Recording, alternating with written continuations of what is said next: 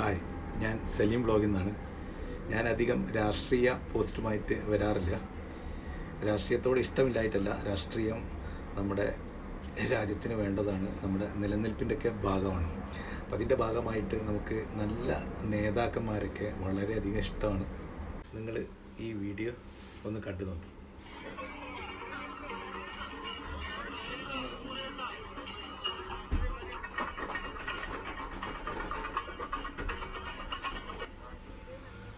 Video കണ്ടല്ലോ. ഇത് നമ്മുടെ ചുറുചുറുക്കുള്ള രാഷ്ട്രീയ നേതാവ് രാഹുൽ മാങ്കൂട്ടത്തിലാണ്. ആ രാഹുൽ മാങ്കൂട്ടത്തിനെ കുറേ അധികം പേര് ചേർന്ന് ഗൂഢാലോചനയുടെ ഭാഗമായിട്ട് ഇല്ലാതാക്കാൻ വേണ്ടി നോക്കി. അതിൽ ആരോപണം ഉന്നയിച്ച ആ സഹോദരിക്ക് പോലും ഒരു പരാതി എഴുതി കൊടുക്കാൻ കഴിഞ്ഞില്ല. അങ്ങനത്തെ ഒരു കേസിൽ നല്ലൊരു യുവ നേതാവിനെ ഇല്ലാതാക്കാൻ വേണ്ടി നോക്കിയപ്പോൾ ഞങ്ങളെപ്പോലെയുള്ള കുറേ പേര് അദ്ദേഹത്തിന് സപ്പോർട്ട് ചെയ്തു. അദ്ദേഹത്തിൻ്റെ പ്രവർത്തന ഭാഗമായിട്ടുള്ള സ്മൈൽ ഭവന പദ്ധതിയുടെ ഉദ്ഘാടനത്തിന് വന്നതാണ് ഈ അനുശ്രീയെ നമുക്കെല്ലാവർക്കും വളരെയധികം ഇഷ്ടമാണ്. നല്ലൊരു സിനിമാ നടിയാണ്. അപ്പോൾ ഇവർക്കൊന്നും യാതൊരു ഇഷ്ടക്കേടും രാഹുൽ മാങ്കൂട്ടവുമായിട്ട് സഹകരിക്കാൻ ഇവർക്ക് യാതൊരു ഇഷ്ടക്കേടുമില്ല.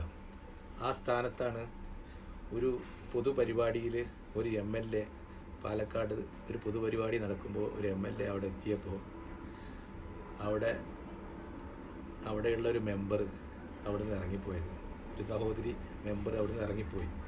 അപ്പോൾ അവരൊക്കെ മനസ്സിൽ എത്ര കണ്ട് വെറുപ്പാണെന്നുള്ളത് നമുക്ക് മനസ്സിലായില്ലേ. രാഷ്ട്രീയമാവുമ്പോൾ നല്ല നല്ല നേതാക്കന്മാരെ നമ്മളെല്ലാവരും ഇഷ്ടപ്പെടും. അതിന് നമ്മൾ പാർട്ടി നോക്കാറില്ല.